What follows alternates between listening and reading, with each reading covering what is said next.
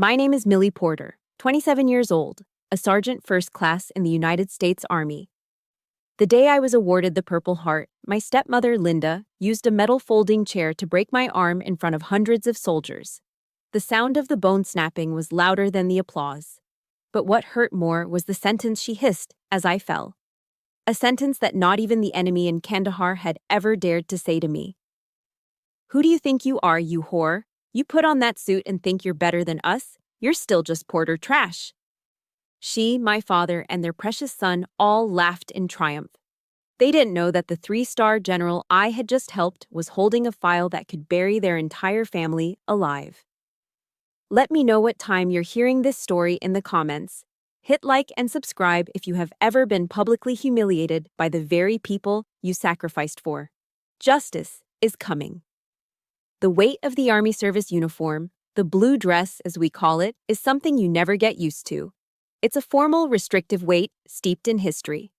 The wool is thick, the cut is precise, and it forces you to stand taller.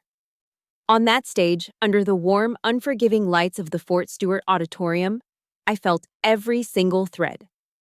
The real weight, though, was the small, heart-shaped medal pinned just above my left pocket, the Purple Heart. It felt heavier than my rifle, heavier than my pack, heavier than the memory of the explosion that earned it. A wave of polite, respectful applause washed over me from the sea of uniformed soldiers and their families. For a fleeting second, a fragile sense of pride swelled in my chest.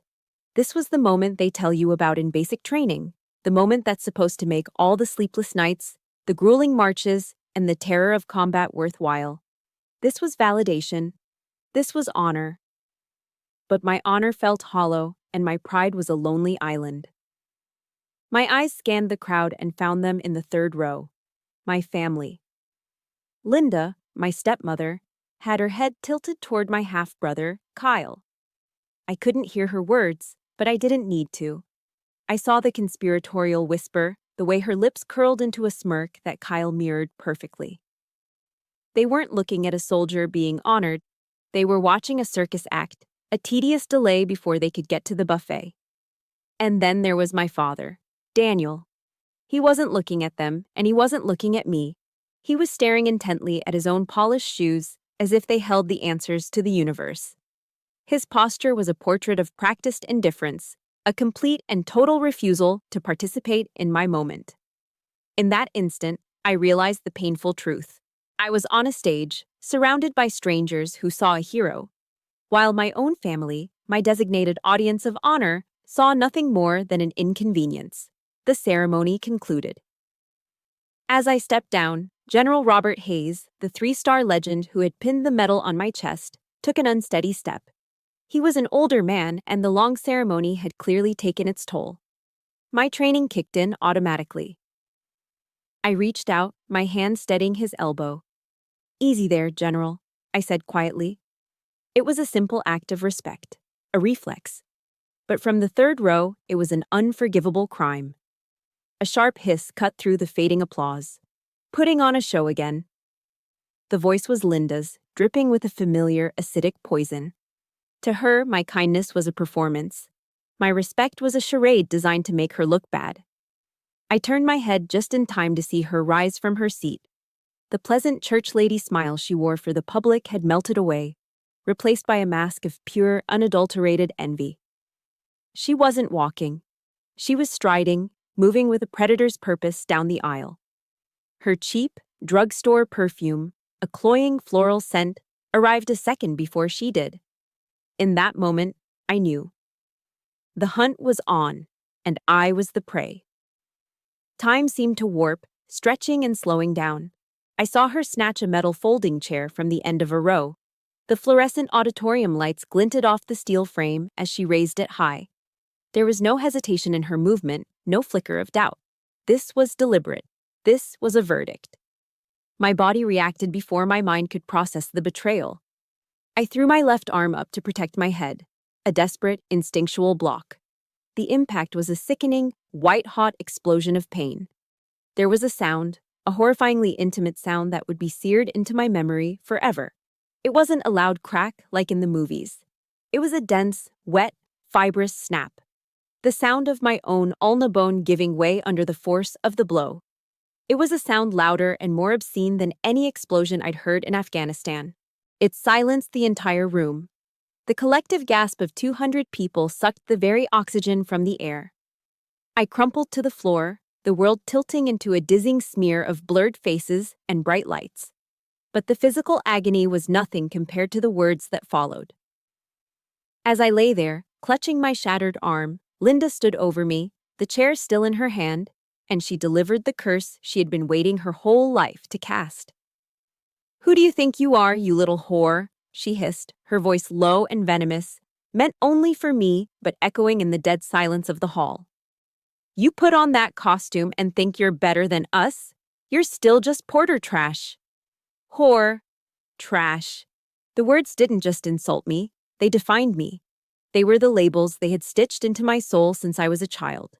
They were meant to strip away the uniform, the rank, the medal, and remind me that in their world, I would never be anything more than the dirt on their shoes. The most horrific part wasn't the broken bone or the vile words. It was what happened next. Through the haze of pain, I heard a bark of laughter, sharp and cruel. It was Kyle. He was laughing with genuine, unrestrained delight, his face glowing with satisfaction as he watched his older sister writhing in agony and humiliation. And then, my eyes found my father. He sat perfectly still, a statue of cowardice in his Sunday best. He did not move to help me. He did not cry out in protest. He did not even flinch. His empty eyes met mine for a fraction of a second before darting back to the safety of the floor. There was no anger, no shock, no pity. There was nothing. And that nothing was the cruelest complicity of all. His silence wasn't just inaction. It was an endorsement. It was his quiet, unspoken agreement with every word Linda had said, with every ounce of force she had put into that swing. His silence told me, yes, you deserve this. Linda's strike had broken my arm. My father's silence had just shattered my soul. Just as the darkness began to creep into the edges of my vision, a shadow fell over me. Strong hands gently gripped my good arm. It was General Hayes, his face a mask of cold, controlled fury. He pulled me carefully to my feet, his eyes never leaving the Porter family. He didn't say a word to them. He didn't have to. With me leaning on him, he looked past them, toward the main entrance of the auditorium. His chin lifted in a barely perceptible, yet unmistakable signal. At the back of the hall, 2 military police officers, who had been standing at ease, immediately straightened up. They understood the command. They began to move. The harsh, sterile light of the base infirmary was a world away from the warm glow of the auditorium. A young medic, his face a mask of professional calm that couldn't quite hide his horror, was carefully cutting away the sleeve of my dress blues. The pain in my arm was a dull, throbbing bass line beneath the sharp treble of humiliation. My uniform jacket was draped over the back of a chair, and my eyes kept drifting to it. Pinned to the dark blue wool was the Purple Heart. I noticed a tiny dark smear on the rich purple ribbon, almost invisible, a single speck of my own blood. That small crimson stain on a symbol of honor sent my mind tumbling backward in time, not to the dust and chaos of Kandahar, but to another polished symbol, another kind of desecration. Back to a sunlit bedroom in Charleston, South Carolina, and the day my spirit was broken long before my bone ever was. Growing up, my bedroom was my sanctuary, and its centerpiece was a long wooden shelf my grandfather had built. That shelf was my entire identity. It groaned under the weight of my achievements. Dozens of medals on bright ribbons and rows of gleaming golden trophies from track and field. 100-meter dash, 200-meter, 400 relay. Each one represented hundreds of hours of sweat, burning lungs, and the sweet taste of victory. They were proof. Proof that I, Millie Porter, was good at something. That I was more than just the quiet stepdaughter who tried to stay out of the way. That shelf was the only place in the world I felt seen. I was 15. I came home from practice one Tuesday afternoon, my gym bag slung over my shoulder, and the first thing I noticed was the silence. The shelf was empty. Bare wood. Not a single trophy, not a single medal remained. Dust outlines were the only ghosts of what had been there. A cold dread, heavy and suffocating, settled in my stomach. I found Linda in the living room, casually painting her nails a violent shade of pink. The acrid smell of nail polish remover hung in the air. She didn't look up when I walked in. "Linda," I began, my voice trembling slightly. My trophies. They're gone." She blew gently on her nails, then inspected them with a critical eye. "Oh, that," she said, her tone utterly dismissive, as if I'd asked about a misplaced pair of socks. "I was just tidying up. All that cheap scrap metal was taking up so much space, honey." Kyle needed room for his new comic book collection. Scrap metal. The words hit me harder than any fist could. I stood there, frozen, unable to form a reply. She hadn't just cleaned my room. She had erased my history. She had taken the one thing that was mine, the one thing I had earned, and declared it worthless. I found them later, just as I knew I would. They were in the big green trash can out by the curb, tossed in with coffee grounds and greasy pizza boxes. I pulled them out, one by one. The proud, winged figure on top of my state finals trophy was bent sideways, its golden plating scraped and smeared with grime. I sat on the grass behind our house that afternoon, trying to bend them back into shape, crying silent, hot tears of pure, helpless rage. That was the day I learned the Porter family rule. My accomplishments were disposable. The rule was reinforced 2 years later. My first real Army paycheck hit my bank account at Fort Jackson. It wasn't much, but to me, it felt like a fortune. It was the first money I'd ever earned that was completely my own. I had a plan. I was going to the PX and buying myself a pair of sturdy, beautiful leather boots I'd been eyeing for weeks. A small gift, a reward for surviving the hell of basic training. That evening, I called home, wanting to share my good news. My father answered. The moment he heard my voice, he started in with a fake, tearful tremor. It was a performance I knew all too well. He'd had a bad run at the poker table, he sobbed. He owed some guys money, serious money. He didn't know what he was going to do. Linda got on the extension, her voice all sweet concern, mentioning how the refrigerator was on its last legs and how a new one would be a blessing for the whole family. The dream of my new boots dissolved into the static of their demands. I wired them nearly the entire amount, leaving myself just enough for toothpaste and soap. I waited for a thank you. A text? Anything. Nothing came, not from them anyway. 2 days later, a message from Kyle popped up on my phone. "Send more next time. This isn't enough for the new sneakers I want. No hello. No thank you. Just a demand." I wasn't a daughter or a sister. I was an ATM. My father's resentment went deeper than money. Daniel had dreamed of going to West Point his whole life, but his grades and his attitude had slammed that door shut. My success in the one institution he revered was a personal insult, a constant walking reminder of his own failure. He never once told me he was proud. Instead, he'd get a few beers in him on my visits home, and the bitterness would spill out. "The Army's different now," he'd slur, staring at the TV, never at me. "They take women. It wasn't like that in my day. It was tougher then."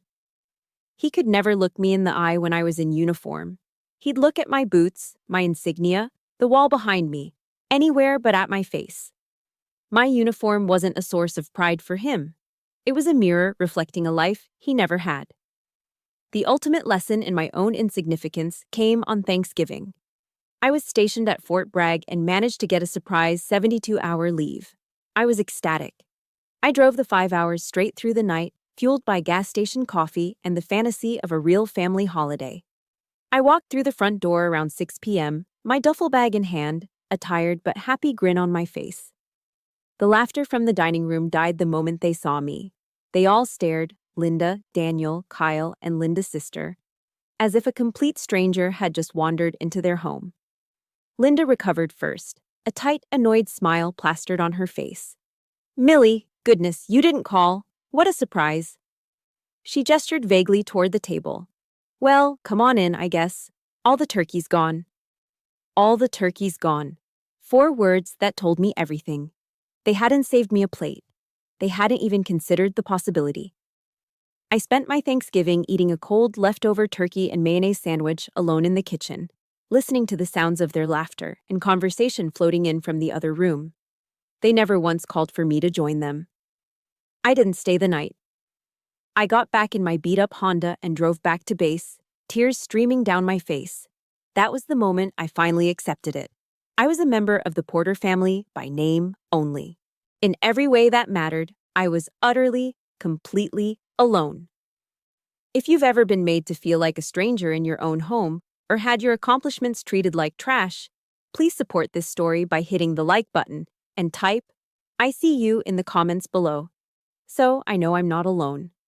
The medics finished their work, my broken arm now secured in a temporary cast. The physical pain was nothing. A bone can be set. It will heal. But as I sat there, I wondered, how do you set a soul that has been systematically broken for 27 years? The hum of the infirmary faded into the background as the memories of my past swirled and settled. Through the open doorway, I could see General Hayes. He wasn't looking at me.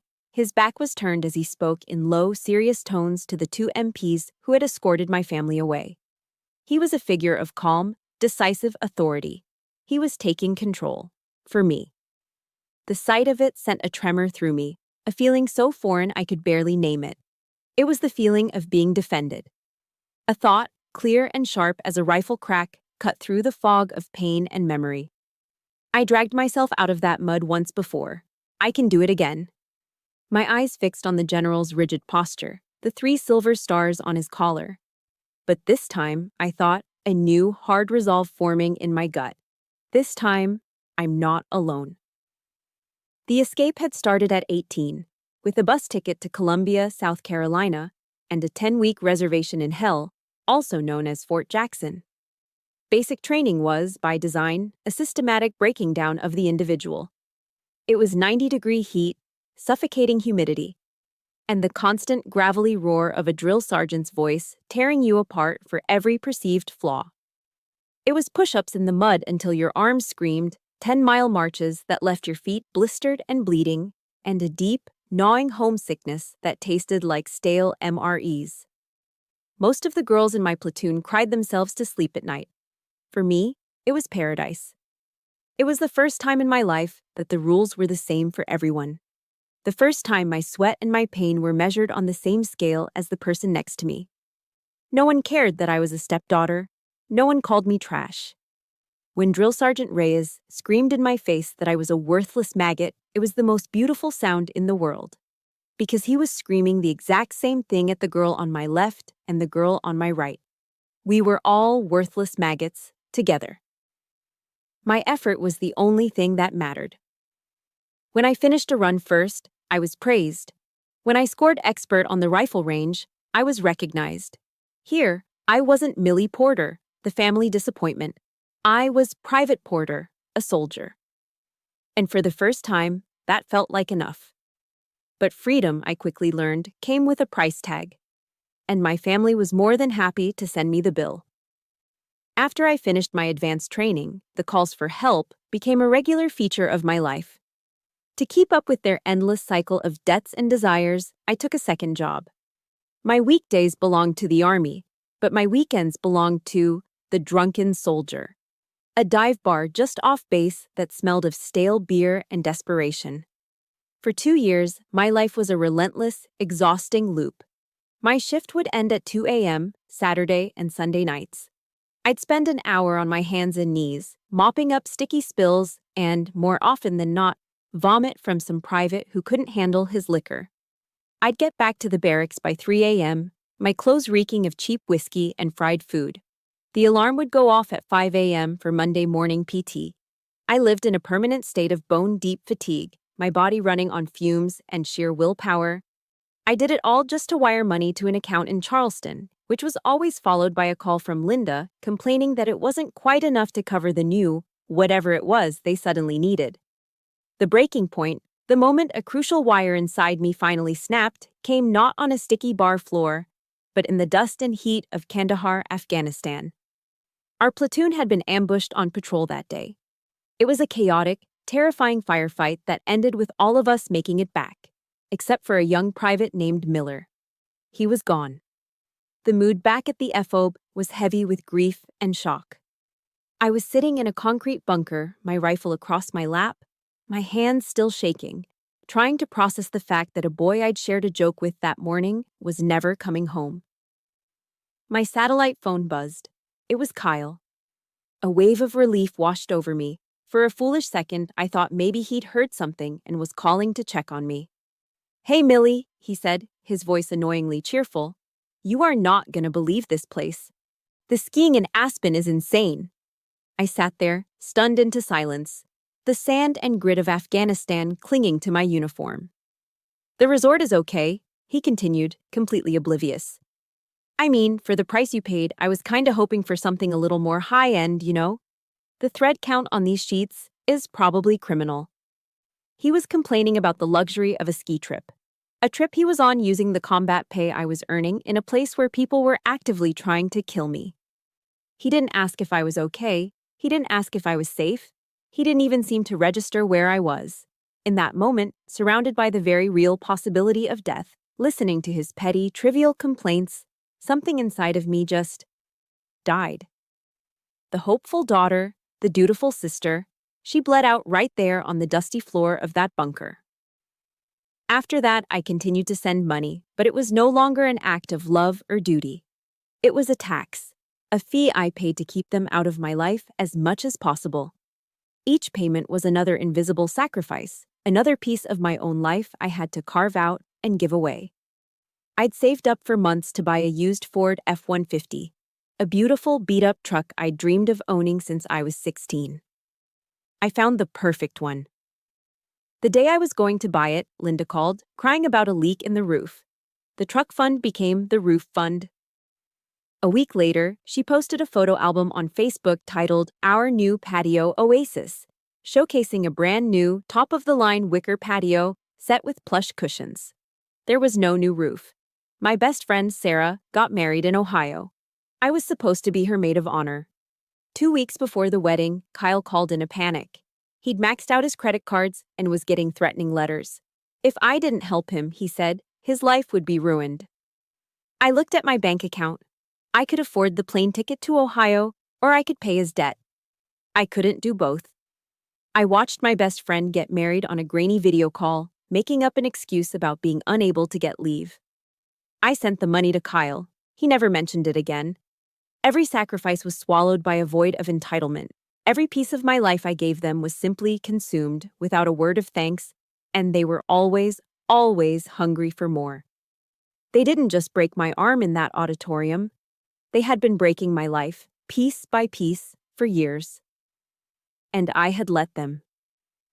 General Hayes saw the grim-faced MPs take my father, Linda, and Kyle by the arms and escort them firmly toward the auditorium exit. He watched them go, his expression as hard as granite. Only when they were out of sight did he turn his attention back to me. The auditorium was a mess of hushed, frantic whispers and shocked faces, but the general's focus was entirely on me. Without a word, he shrugged his own heavy formal Class A jacket from his shoulders. It was an act of such unexpected kindness it stunned me into silence. He gently draped the jacket over my own shoulders. It enveloped me, smelling of clean starch, old leather, and something else I couldn't quite place: authority. It was far too big, the sleeves hanging down past my hands, but it was the warmest, safest thing I'd felt in my entire life. "Let's go, Sergeant," he said, his voice a low, steady rumble that cut through the chaos. It wasn't a suggestion, it was a gentle command. "You need a hot cup of coffee." He led me away from the prying eyes, down a quiet, carpeted hallway to his office. The nameplate on the door read, LTG Robert Hayes. I felt a fresh wave of intimidation. I had spent my entire career trying to be invisible to men with stars on their shoulders. Being yelled at by a superior was normal. Being cared for by one felt fundamentally wrong, like a violation of the natural order. His office was exactly as I'd imagined. A large, dark mahogany desk stood before a wall of flags, standing silent and proud in their gilded stands. The walls were covered with military honors, commendations, and photographs of stern-faced men shaking hands with presidents and foreign dignitaries. It was a room that radiated power and history. I felt small and out of place, a dirty piece of trash that had been dragged into a museum. I stood awkwardly by the door, clutching the oversized jacket around me. General Hayes didn't sit behind his desk. He walked over to a small side table where a Keurig machine sat. He took 2 clean, heavy ceramic mugs from a cabinet. "Cream, sugar?" he asked, his back to me. "Black is fine, sir," I mumbled, my voice barely a whisper. He didn't press me about what happened. He didn't ask if I was okay. He didn't say a word about my family. He simply prepared the coffee, the quiet whir and gurgle of the machine the only sounds in the room. He brought one of the mugs over, holding it with 2 hands, and offered it to me. I took it with my good hand, the warmth of the ceramic seeping into my cold fingers. He motioned for me to sit in one of the leather armchairs facing his desk, while he took the other. He leaned forward, his elbows on his knees, holding his own mug. For a long moment, he just looked at me, his gaze steady and thoughtful. I braced myself for the questions, for the report I'd have to file, for the official, bureaucratic nightmare that was about to begin. Instead, he asked a single, simple question that changed everything. "In Kandahar," he said, his voice quiet but clear. "What unit were you with?" The question was a key, unlocking a door inside me I didn't even know was there. It bypassed the broken arm, the humiliation, the family drama. It went straight to the core of who I was. He wasn't asking the victim, he was asking the soldier. And the soldier answered. The words came pouring out of me, not in a torrent of tears and emotion, but in the clear, concise language of a mission debrief. I told him I was with the 3rd Infantry Division, attached to a forward operating base near the Arghandab River. I told him about the long, grueling patrols under the relentless Afghan sun, the constant tension, the weight of the body armor. I told him about my squad mates, about the dark humor we used to stay sane, about the bonds forged in shared fear and absolute trust. I talked about the firefight that earned me my medal, the ringing in my ears, the taste of dust and cordite in my mouth, the courage of the medic who saved my life. General Hayes listened. He didn't interrupt, didn't offer platitudes. He just listened, his eyes never leaving my face. He would nod slowly, and every so often, he'd ask a sharp, insightful question. "What was your TOE for that patrol? Were you using the 7.62s or the 5.56s for Overwatch?" He knew the language. He understood the world. For the first time in my life, I was speaking to someone in my family's generation who saw me not as a failure, a disappointment, or a paycheck, but as a professional. As an equal. He saw a sergeant first class. When I finally ran out of words, the silence returned. But this time it was comfortable, filled with a sense of profound and complete understanding. He took a slow sip of his coffee, then placed the mug down on the table beside him. He looked me straight in the eye, and his gaze was like steel. "Sergeant Porter," he began, and the formality of my rank in his voice was a balm to my soul. "For what you went through over there, this country owes you a debt that can never be repaid. We all do." He paused, letting the words sink in. Then his expression hardened.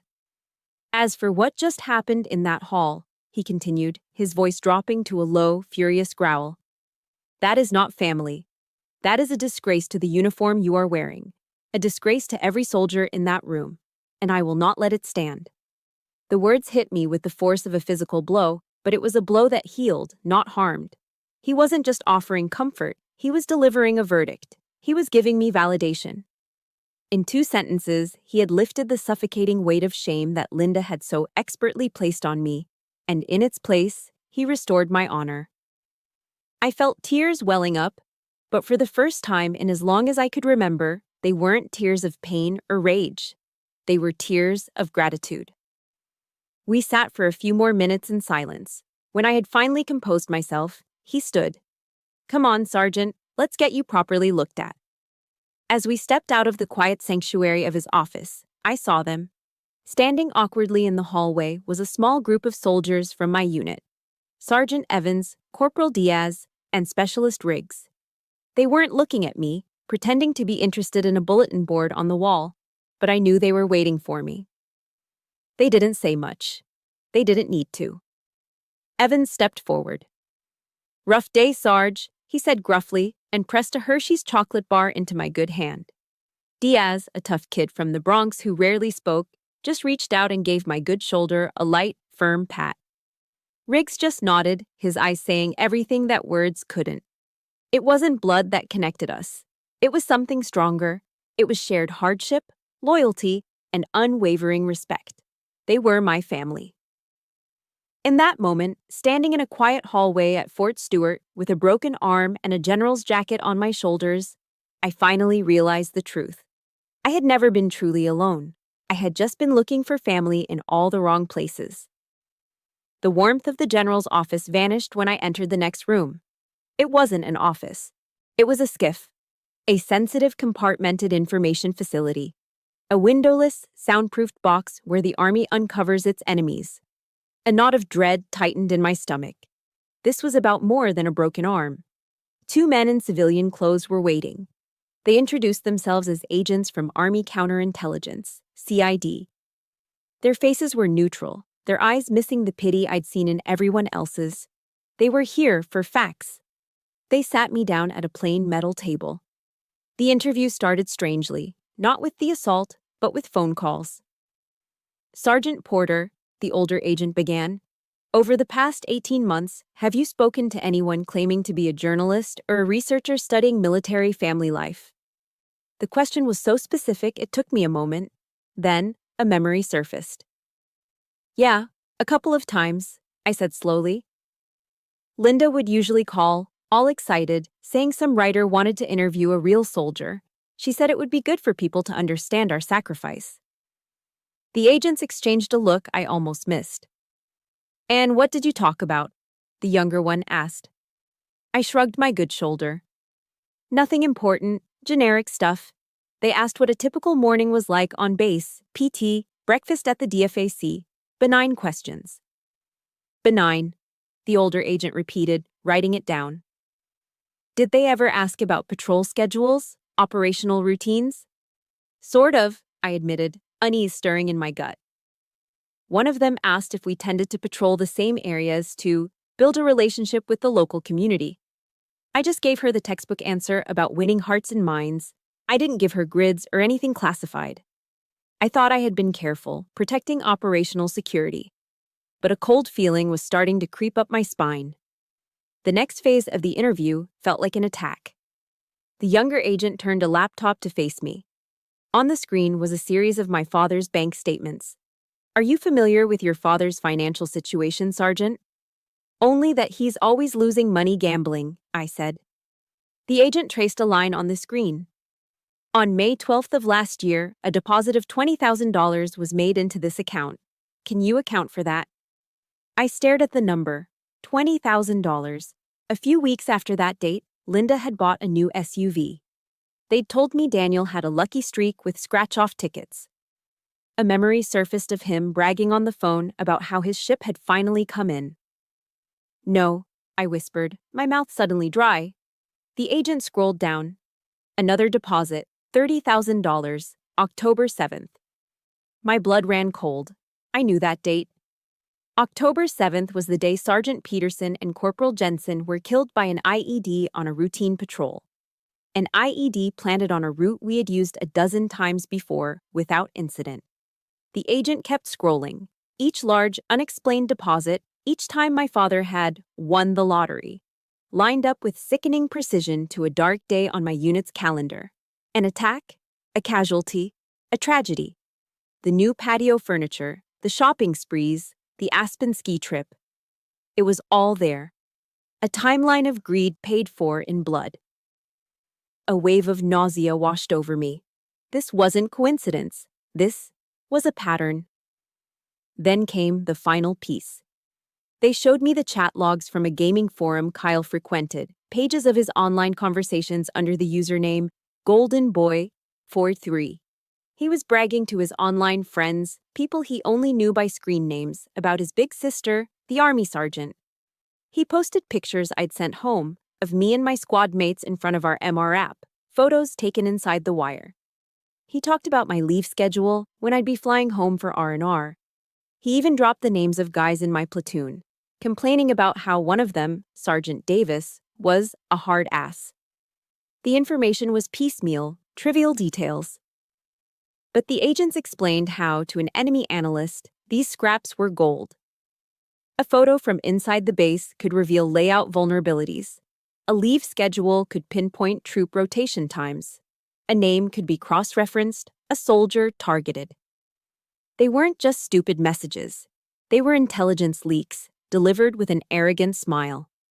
I sat there in the sterile room, the evidence laid out before me, the innocent questions from the researchers, the sudden windfalls of cash following tragedy, the moronic bragging of my half-brother. It wasn't a series of separate events. It was a network, a conspiracy, my family. For years, I thought their cruelty was a simple, ugly thing, a cocktail of jealousy and resentment. But this was something else, a calculated, monstrous betrayal. They hadn't just used me for my money. They had used my service, my patriotism, my life as a commodity to be sold. My desire to be a good daughter, to answer their questions, to share my life with them. They had weaponized it all against me. I had been their unwitting spy. The pain in my arm was a distant, insignificant ache. It was nothing. A clean break. This was a deep, septic wound. They hadn't just taken my money. They had sold my safety. They had sold the safety of my brothers and sisters in arms. They had sold out my country. The agents finished their questions and left me alone in the silent, humming room. The broken bone was a trivial injury.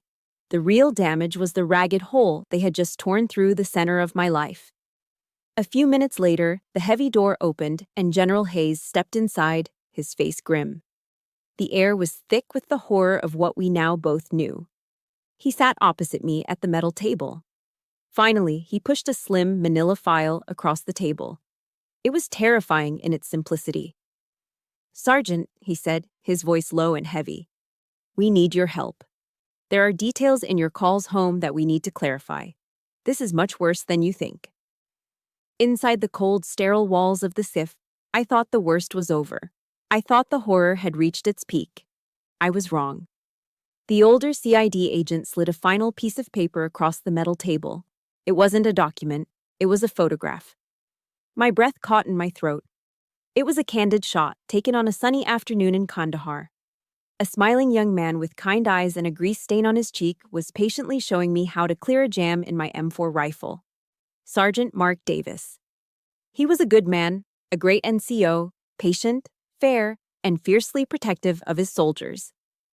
He'd been standing less than 10 feet from me when the IED detonated, the same ambush that had sent me home with a concussion and a leg full of shrapnel. The same ambush that had sent Mark home in a flag-draped casket. 2 days before the attack on Sergeant Davis's platoon, the agent said, his voice devoid of emotion, "A final payment of $50,000 was wired to your father's account." He slid a bank statement next to the photo. The date glowed on the paper like a radioactive isotope. 48 hours. "We have reason to believe that information regarding the patrol route, a route your unit had used multiple times and considered safe, was passed along by one of your family members. Passed along, sold." Staring at Mark's smiling face, the full monstrous weight of their betrayal crashed down on me. Before this moment, the pain had been personal. It was my broken arm, my stolen money, my trashed trophies, my lonely holidays. It was all about me. But this wasn't about me anymore. This was about Mark. This was about his wife, who was now a widow. About his 2 little girls who would grow up without a father. This was about honor. This was about a line that had been crossed from which there was no return. The grief inside me, the personal, selfish grief, burned away in an instant, leaving behind something clean, pure, and terrifying. A soldier's rage. This was no longer a family squabble. This was treason. My phone buzzed in the pocket of the general's jacket I was still wearing. I pulled it out. The caller ID read, Linda. A wave of pure, undiluted disgust washed over me. I looked at the agents, then at General Hayes. He simply nodded. I answered the call and put it on speaker. Millie, honey, thank God. Linda's voice was a high-pitched, syrupy performance of manufactured panic. Baby, where are you? These awful military police are harassing us. They've taken our phones. They're asking all these terrible questions. You need to come down here and tell them this is all just a big misunderstanding. A misunderstanding. I stared at Mark's picture. I looked at the date on the bank statement. Misunderstanding. You know I love you, Millie, she cooed, her voice dripping with the fake affection she always used when she wanted something. We're family. You just need to clear this all up. The words, I love you, from the mouth of the woman who had broken my arm, the woman whose greed had put Mark Davis in the ground, were the final straw. They were the last drop of poison in a cup that had been full for years. A switch flipped inside me. The years of quiet suffering, of biting my tongue, of accepting the unacceptable, it all ended. But I didn't scream. I didn't rage. My voice when it came out was terrifyingly calm. It was the voice of a soldier in the moments before a fight when all emotion is stripped away, leaving only a cold, lethal focus. You are not my mother, I said, each word a perfectly formed shard of ice. The line went silent. I could hear her sharp, surprised intake of breath. And this, I continued, my voice never wavering, is not a misunderstanding. This was a choice. And you chose. I ended the call before she could utter another lie. I placed the phone face down on the table with a soft click. The sound echoed the finality of what I had just done. I had severed the last rotten cord that connected me to them. That night, I couldn't stay in the transient barracks they had assigned me. I went back to my own platoon's barracks, back to my room. It was small, Spartan, and it was mine. I stood in front of the small, polished metal mirror in the bathroom, my arm a heavy, throbbing weight in its cast. I looked at my reflection. My face was pale, exhausted, bruised from the inside out. But my eyes were different. The familiar look of weary resignation was gone. In its place, a fire was burning. I met my own gaze and I started to remember. Every single compromise, every silent surrender. I saw the girl pulling her dented trophies from a garbage can. I saw the young soldier eating a sandwich alone in a kitchen on Thanksgiving. I saw the woman in a bunker in Afghanistan, her heart breaking as her brother complained about the thread count of his sheets. Every instance where I had chosen silence, where I had let it go, where I had told myself it was easier not to fight. I leaned in closer, my forehead almost touching the cool metal. I made a vow to the tired, scarred woman looking back at me. Never again, I whispered, my voice hoarse. You will not be silent anymore. You will not make yourself small. You will not let it go. Not this time, for Mark, for Peterson and Jensen, for every soldier whose life they put at risk, and for you. You hear me? For you. If you have ever reached a point where you knew, deep in your soul, that you could not stay silent for one more second, hit that like button. And in the comments, just type the words, never again. Let's create a chorus for everyone who has ever found their voice. The next morning, I woke up before my alarm. The rage was gone. The disgust was gone. All that remained was a single, clear purpose. I put on a fresh uniform, my movements precise and efficient. I walked to General Hayes's office. His aide showed me in immediately. He was standing by the window, but he turned as I entered. I didn't wait for him to speak. I walked to the center of the room and came to the position of attention, my good arm straight at my side. My face was a mask of pure military focus. The broken, confused victim was gone. General, sir, I said, and my voice was like steel. I've been their victim for 27 years. Now I want to be the witness that puts them away. A slow, grim smile touched the corners of his mouth. He looked at me, not with the pity he'd shown me yesterday, but with the deep, unwavering respect of a commander looking at one of his own. Welcome back, Sergeant.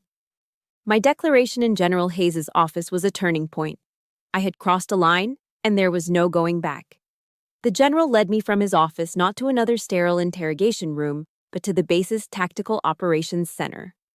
It was a place I'd only ever seen in spy movies, a cavernous, dimly lit room where the air hummed with the quiet energy of serious business.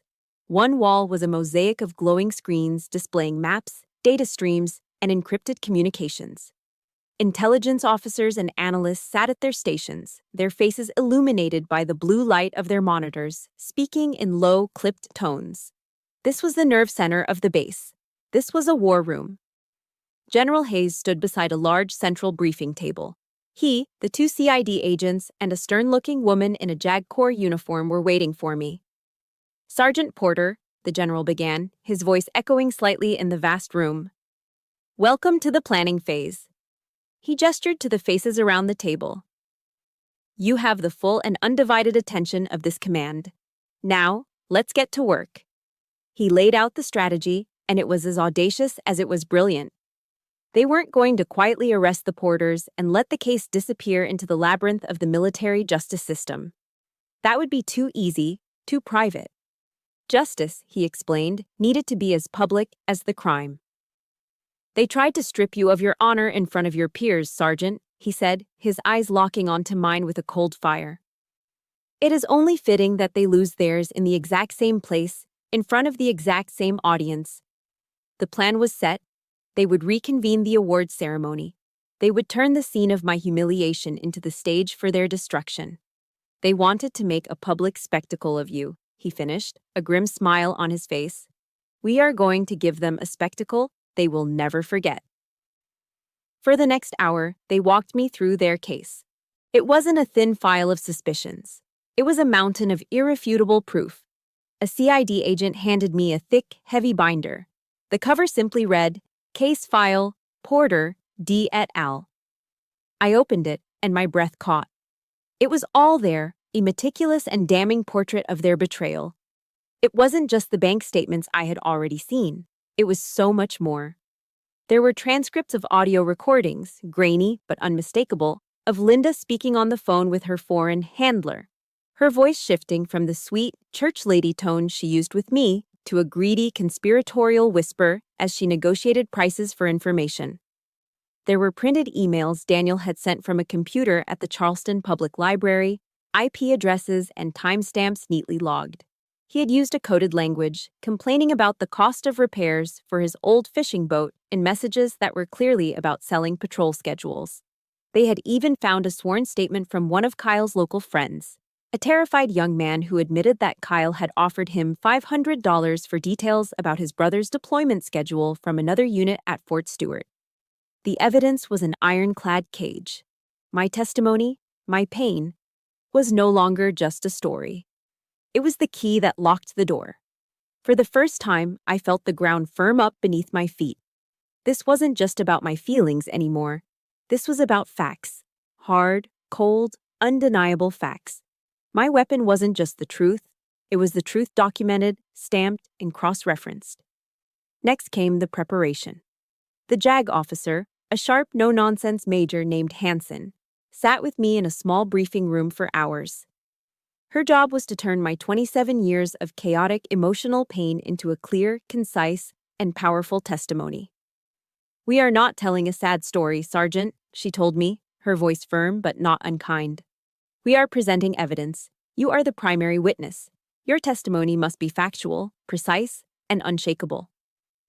We rehearsed it again and again. The first time I tried to recount the story of the trophies, my voice cracked, the 15-year-old girl's sense of helpless rage bubbling to the surface. Major Hansen stopped me. "Again," she said calmly. "Just the facts. What happened? Who was there? What was said? Remove the emotion. Let the facts do the work." We did it again. And again. With each repetition, something shifted inside me. The tremor in my voice disappeared. The lump in my throat dissolved. I was no longer speaking as a wounded daughter, reliving a painful memory.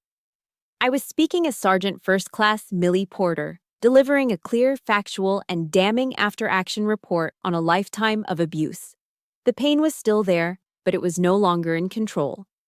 I had taken the shrapnel they had embedded in my soul and was forging it into a weapon. The final piece of the plan was the most crucial: the bait. Their arrogance is their primary vulnerability, General Hayes had said in the war room. They believe they have won. We will use that. He had an officer from his staff, a woman with a kind, reassuring voice, place a call to Linda. I listened to the recording afterward. The officer explained that after a thorough review, the Army had concluded the incident at the ceremony was a private family matter, and all charges against them were being dropped. Furthermore, I had expressed my deep regret and wanted to make a public apology to them at the reconvened ceremony. A full family reconciliation. Linda's reaction was exactly what we'd predicted. She was smug, triumphant, and condescendingly gracious. Well, it's about time she came to her senses, she'd said. Of course, we accept her apology. We'll be there. I knew them so well.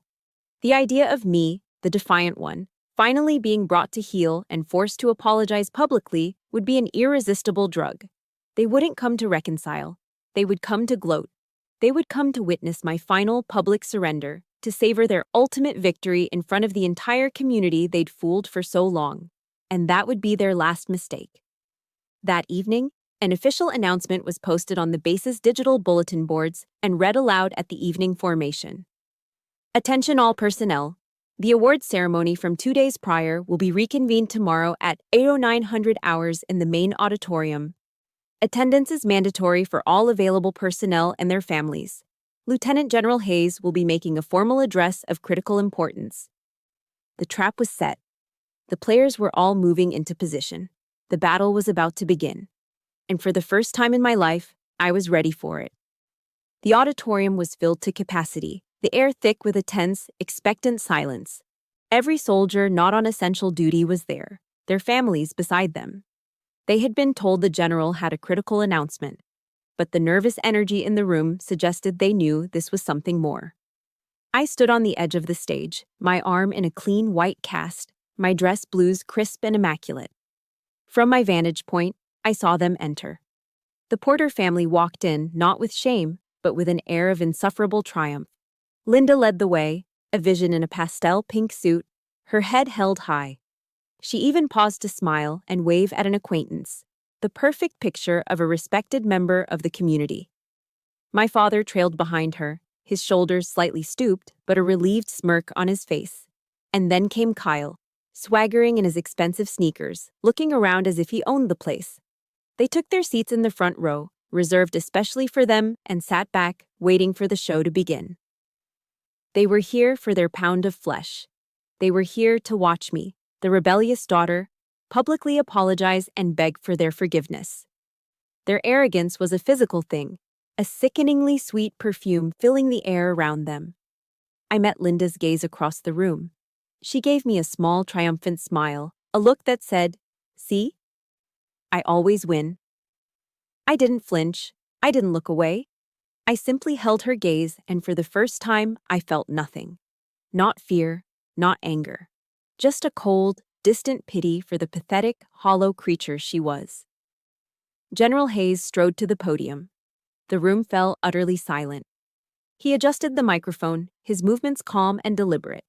He looked out at the sea of faces, his gaze sweeping across every soldier, every spouse, every child. Then his eyes settled on the front row. "Thank you all for being here," he began, his voice a powerful baritone that needed no amplification. "We are gathered today to finish the business that was so violently interrupted 2 days ago." He paused, letting the weight of his words settle. Linda preened, a self-satisfied look on her face. "We are here to talk about honor," the general continued, his voice hardening. "We are here to talk about sacrifice, and we are here to talk about betrayal." The mood in the room shifted. This wasn't the speech anyone was expecting. 2 days ago, he boomed, his voice ringing with cold fury. In this very hall, we witnessed a cowardly and disgraceful act of assault against a decorated American soldier. But I am here today to tell you that what you saw was merely the tip of a treacherous iceberg, the visible part of a deep and disgusting rot of treason. A collective gasp rippled through the audience. On the massive screen behind the general, which had been dark until now, an image flashed to life, It was a bank statement. Daniel Porter's name was clearly visible at the top, along with a highlighted deposit for $20,000. My father's face went slack, the color draining from it as if a plug had been pulled. Linda's smile froze, then vanished. The show had begun. One by one, the general laid out the case. Each piece of evidence a hammer blow against their lies. "This is the greed," he declared, as the next slide showed another deposit, this one for $50,000. The next click brought up a sound file. Linda's voice filled the auditorium, sweet and syrupy, captured from a wiretap. "Of course, I can ask her about the patrol schedules."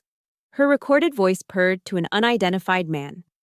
"She tells her loving mother everything." The real Linda shot to her feet, her face a mask of disbelief.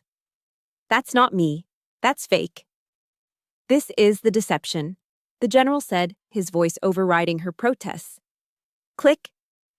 The screen filled with Kyle's idiotic chat logs, his Golden Boy 843 persona, bragging to the world. "My sister is in the third ID.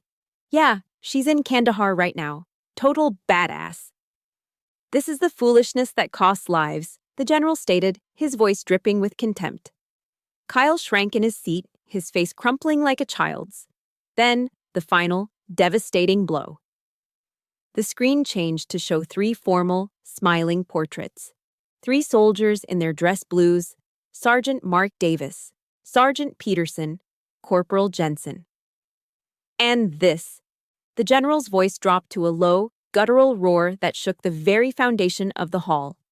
"This is the price." He let their faces hang in the silence for a long, heavy moment. "These soldiers," he bellowed, pointing a trembling, furious finger directly at the front row, "did not die at the hands of a foreign enemy. They died because of the craven, bottomless greed of traitors who sit among us right now." Every single head in the room, hundreds of pairs of eyes, swiveled to stare at the Porter family. The looks were no longer curious. They were filled with a burning, unified hatred. That's when the dam broke. "It's a lie! It's a setup! She's framing us!" Linda began to scream, her voice a shrill, hysterical shriek. Daniel was trying to speak, but only incoherent, panicked stammers came out. Kyle was openly sobbing, fat tears rolling down his cheeks, chanting, "I didn't know! I didn't know!" But it was too late. Their judgment had come, not from the general, but from their peers. From the back of the auditorium, a woman in a simple black dress rose to her feet. It was Maria Davis, Mark's widow. Her face was pale, her eyes blazing with a grief so profound it was terrifying. "Murderers!" she screamed, her voice cracking with pain and rage. "You killed my husband! You killed him!" Her cry shattered the last semblance of order. On cue, the side doors of the auditorium burst open and a dozen MPs marched in, moving with grim, practiced efficiency. They formed a cordon, cutting off the front row from the rest of the enraged crowd. Two MPs moved toward Linda, who was still screaming about conspiracies. As they reached for her arms to cuff her, she tried to pull away, stumbling backward. Her heel caught on the leg of a chair. She went down hard. There was a soft snap. The cheap, fake pearl necklace she always wore, her pathetic symbol of class, broke apart. The plastic beads scattered across the polished stage floor, rolling and skittering in every direction like 100 tiny white lies.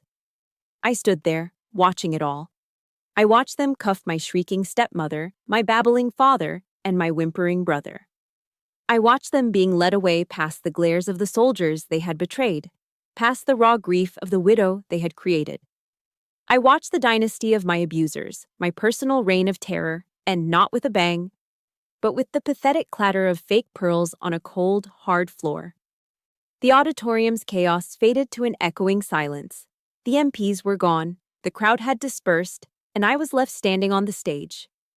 My eyes were fixed on the floor, where the cheap plastic beads from Linda's necklace lay scattered like fallen teeth. I had expected to feel a surge of triumph, a wave of vindication. Instead, there was only a strange, hollow quiet, an emptiness. The battle was over, I thought, looking at the pathetic, fake pearls. The enemy was defeated. Now came the hard part. cleaning up the battlefield inside my own soul. In the following days, the story of the traitor Porter family became a firestorm on the local Charleston news and throughout the military community. My name was everywhere, hailed as a hero. But the praise felt distant, like it was about someone else. In the solitude of my barracks room, I felt no glory. I only felt the crushing weight of exhaustion. The white-hot rage that had fueled me had burned itself out. In its place, a deep and ancient sadness settled in my bones. I wasn't mourning the loss of my family. I was mourning the fact that I'd never really had one to begin with. I was grieving for the little girl who tried so desperately to earn their love, for the young woman who sacrificed her happiness for them, for the 27 years I'd wasted hoping that one day they would finally see me. That night, alone in my room, I let myself cry. It wasn't the hot, angry tears of before. It was a quiet, steady weeping, a release of pressure that had been building my entire life. I wasn't crying because I was hurt anymore. I was crying to cleanse myself, to wash away a lifetime of false hope and finally let them go. A week later, a letter arrived with a federal prison postmark. The handwriting was my father's messy scrawl. My hands were steady as I opened it. A small, foolish part of me thought this might be it. The apology. The moment of accountability. I was wrong. The letter was 4 pages of pathetic, self-pitying excuses. He never said, "I'm sorry." He blamed Linda's ambition. He blamed Kyle's stupidity. He blamed his own bad luck. He painted himself as a victim, swept up in a scheme he didn't understand. The letter ended with the one thing he was truly capable of: a request. He begged me to use my new influence with the general, to tell them he was manipulated, to get his sentence reduced. I read the letter twice. The first time, a flicker of the old anger sparked. The second time, all I felt was a profound, weary pity for this weak man who would never take responsibility for his life. That night, I sat at my desk, and I wrote a letter back to him. I didn't hold anything back. I wrote about the trophies in the trash can. I wrote about the lonely Thanksgiving dinner. I wrote about the phone call from Aspen. I wrote about the empty look on his face in the auditorium. I poured 27 years of buried pain onto the pages. When I was done, my hand ached. I read my letter over once, folded it neatly, and walked outside into the cool Georgia night. I took out my Zippo, the same one I'd carried in Afghanistan, and set the letter on fire. I watched as the paper curled and blackened, my words turning to ash and smoke before drifting up into the starry sky. I didn't need him to read it. I didn't need him to understand. I just needed to say it. Burning it was my own private closure. I was releasing the words, and with them, I was releasing him. The final goodbye was the hardest. A JAG lawyer informed me I was needed to identify some personal items for the case file. It was a formality that meant one last visit. I met Kyle in the sterile visiting room of the Federal Detention Center. The swagger and arrogance were gone. He was thin and pale, his eyes wide with terror. He was wearing an orange jumpsuit that hung off his bony frame. He was no longer the golden boy. He was just a scared kid. He started crying the moment he saw me. "Millie, I'm so sorry," he sobbed through the plexiglass divider. "I didn't know what they were doing. I swear, I was so stupid. Please, you have to forgive me." I looked at the boy who had been the center of their universe, the boy for whom all my sacrifices had been made. The anger was gone. The resentment had faded. I picked up the receiver. "I forgive you, Kyle," I said, my voice calm. Relief washed over his face. "But I want you to be clear about this," I continued. "I'm not forgiving you for your sake. I'm forgiving you for mine. I'm letting go of the anger because I refuse to carry it for another second. I forgive you so I can move on. But make no mistake, I will never forget what you did. Goodbye, Kyle." I placed the receiver back in its cradle, stood up, and walked out without looking back. That was the last time I ever saw a member of my blood family. A few days later, General Hayes asked me to take a walk. We strolled along the manicured paths of the base. "Courage isn't about having no scars, Sergeant," he said, his eyes on the horizon. "Courage is knowing those scars don't define you. They're just a map that shows where you've been, not where you're going." He stopped and turned to me. I've been thinking. We're starting a new mentorship program for young female recruits. A lot of them are struggling. They need a guide, someone tough who's been through the fire and come out stronger. He looked at me, a genuine smile in his eyes. I think you'd be the perfect person to lead it. And just like that, I saw it. A new path forward, a new purpose. My journey didn't end with the destruction of my old family.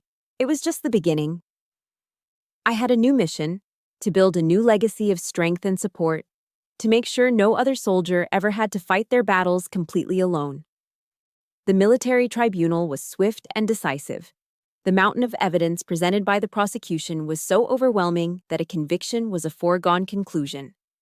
Linda, Daniel, and Kyle Porter were all found guilty of conspiracy, espionage, and treason.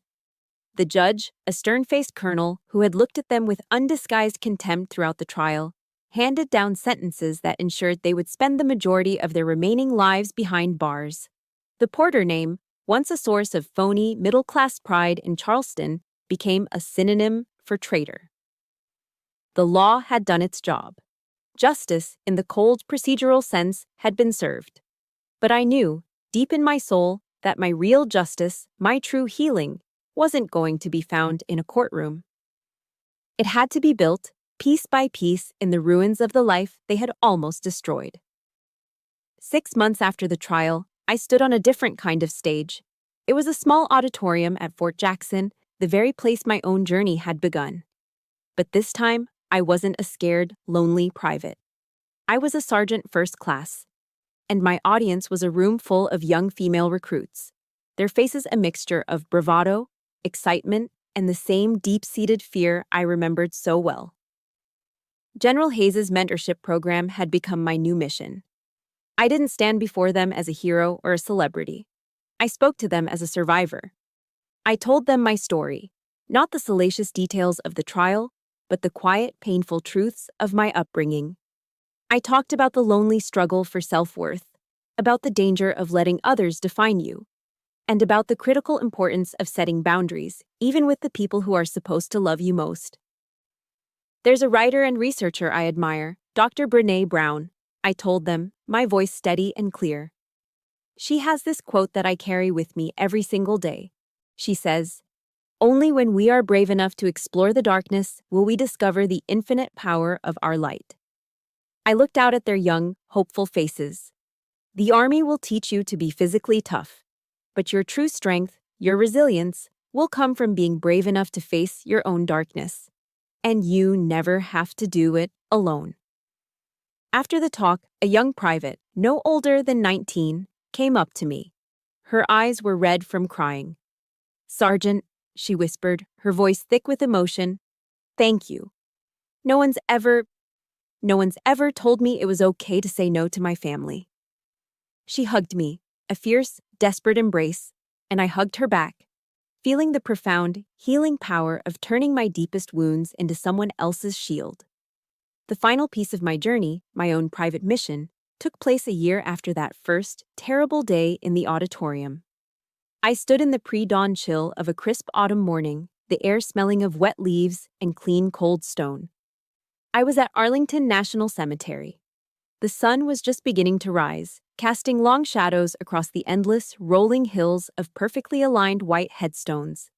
In the stillness of that sacred place, I found them. 3 graves, side by side. Sergeant Mark Davis, Sergeant Peterson, Corporal Jensen. I had brought 3 perfect, long-stemmed red roses. I knelt down, my knees pressing into the damp, cold grass, and placed 1 rose at the base of each headstone. I traced Mark's name with my fingers, the carved letters cold against my skin. I didn't cry. The time for tears was over. I stood up, brushed off my knees, and came to the position of attention. My hand snapped up in a sharp, perfect salute. I held it there, a silent promise to the men who lay beneath the grass. A final report. "Mission complete," I whispered to the quiet morning air. "Rest easy, brothers. Your honor has been satisfied." A gentle breeze rustled through the old oak trees, sending a shower of golden leaves drifting down around me. As I stood there, a profound sense of peace settled over me, a quiet so deep and complete it felt like a blessing. The weight I had been carrying on my shoulders for 27 years, the burden of their hate, their greed, their expectations. It was finally, truly, gone. I'm telling you this story today for a reason, and as I finish, I want you to look me in the eye. I used to think that family was about blood, that it was an unbreakable bond you were born into. For better or for worse, I was wrong. Family is not about blood. Family is about honor. It's about loyalty. Family is about the people who stand with you in the foxhole, not the ones who push you into the line of fire. If you are fighting a battle of your own right now, in a foxhole that feels lonely and dark, I want you to remember this. You are not alone. Look for your comrades. Find your chosen family. The ones who will fight alongside you, who will have your back no matter what. Know that setting a boundary to protect yourself isn't selfish. It's a tactical act of survival. And most importantly, please remember this. The scars you carry, the ones on the inside that no one else can see, are not signs of weakness. They are not something to be ashamed of. They are a map. They are proof of every battle you have endured. They are a testament to the fact that you fought and you won. Thank you for being here and for listening to my story. My war at home is finally over, but I know that for many of you, the battle is ongoing. This channel was created to be a place for survivors, a digital foxhole where we can share our stories and draw strength from one another. If my journey has resonated with you, please hit the like button to show your support. Subscribe to join our community so that no soldier ever has to fight alone again. And in the comments below, please share one word of strength for someone else who might need to hear it today. Thank you for being part of my chosen family.